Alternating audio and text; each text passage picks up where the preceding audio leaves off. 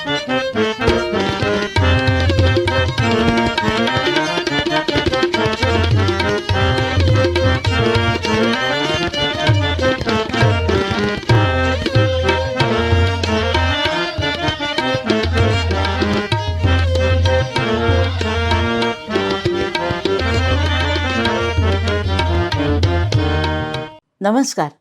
मी शुभदा दादरकर आपणा सर्व रसिकांचं मनःपूर्वक स्वागत करते. रंगनाथाचा रथोत्सव या शीर्षकांतर्गत आज सादर होत आहे पद्मभूषण मास्तर कृष्णराव फुलंब्रीकर. महाराष्ट्राच्या संगीतकलेला समृद्ध करणारे मास्तर कृष्णराव फुलंब्रीकर हे ख्यालीय गायक, वाग्गेयकार, सुगम संगीत प्रवर्तक, संगीतकार, स्वररचनाकार या नात्याने महाराष्ट्राला परिचित होते.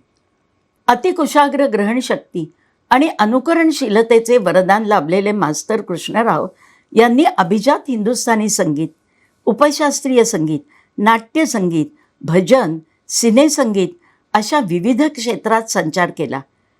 अशा या कलाकाराचा गरीब घरात जन्म झाल्याने आणि पितृछत्र नसल्याने केवळ पोटापाण्याची सोय व्हावी म्हणून त्यांना नाट्यकला प्रवर्तक मंडळीत जेवणावारे काम करावं लागलं. या कंपनीच्या संत सखू या नाटकात ते विठोबाचं काम करत आणि संत सखूचं काम सवाई गंधर्व करत असत. त्यामुळे सवाई गंधर्वांचं गाणं जवळून ऐकण्याची संधी त्यांना मिळाली. विठ्ठलाच्या भूमिकेत मास्तर गात असलेल्या नाट्यपदाला कायम वन्समोर मिळत असे. त्या पदाला जितके वन्समोर मिळत तितक्या लहानग्या कृष्णाला आवडणाऱ्या रास्बेरी सरबताच्या बाटल्या नाटक कंपनीच्या मालकाकडून त्याला भेट म्हणून मिळत असत. हीच काय ती त्या बालगायक नटाची कमाई. एकदा संत सखूचा नाट्यप्रयोग बघायला थोर गायनाचार्य भास्करबुवा बखले आले होते. त्यावेळेस कृष्णाच्या गाण्यातील गोडवा आणि चतुराई बुवांनी हेरली आणि हा मुलगा नीट गाणं शिकल्यास मोठा गवई होईल असं भाकीत वर्तवलं. योगायोगाने त्याच सुमारास मास्तरांचं शास्त्रीय गाण्याचं शिक्षण भास्कर बुवांकडे सुरू झालं. बुवांनी मास्तरांना पुत्रवत शिष्य मानून आग्रा, जयपूर आणि ग्वाल्हेर अशा तिन्ही घराण्यांची गायकी शिकवली. बुवांकडे प्रत्यक्ष शिकत असताना आणि तंबोऱ्यावर साथ करत असताना अल्पावधीतच मास्तर शास्त्रीय गायनात तरबेज झाले आणि गायनाच्या स्वतंत्र मैफिली करू लागले. मास्तर आपल्या मैफिलीत भूप, मालकंस अशा साध्या रागांबरोबरच जोड रागही अगदी सहजपणे गात.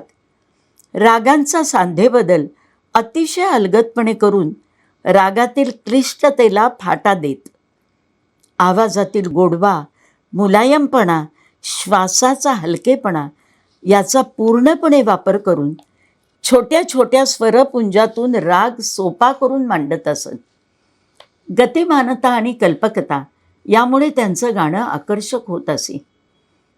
त्या काळच्या सर्व स्त्री पुरुष गायक कलाकारांचा आदर्श होते ते मास्तरांचे गाणे. मास्तरांनी अतिशय सोप्या आणि सुबोध शब्दात चिजा लिहिल्या. अनेकदा ते मैफिलीतच नवीन बंदिश बांधायचे. बंदिशीत त्यांनी कृष्णदास हे नाव धारण केलं होतं. मास्तरांच्या प्रत्येक मैफिलीत एक प्रकारचं प्रसन्न आणि उत्साहवर्धक वातावरण असायचं. मास्तर आपल्याकरताच गात आहेत अशा सुखद भावनेने प्रत्येक श्रोता मास्तरांच्या मैफिलीचा रसास्वाद घेत असे.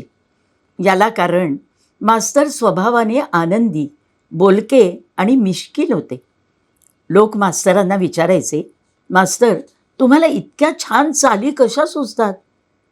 त्यावर मी मुळातच चांगल्या चालीचा आहे ना म्हणून असं खेळकरपणे ते उत्तर द्यायचे.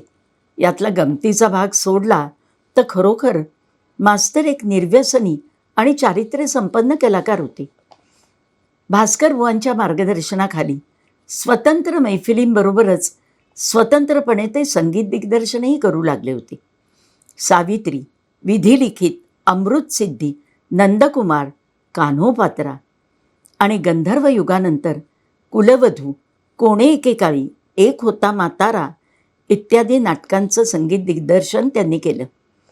मास्तरांनी नाटकातून पूर्वी जे भक्ती संगीत वारकरी पद्धतीने गायलं जायचं त्या भक्ती संगीताला शास्त्रीय संगीताच्या चौकटीत बसवून एक नवीन दालन खुलं केलं.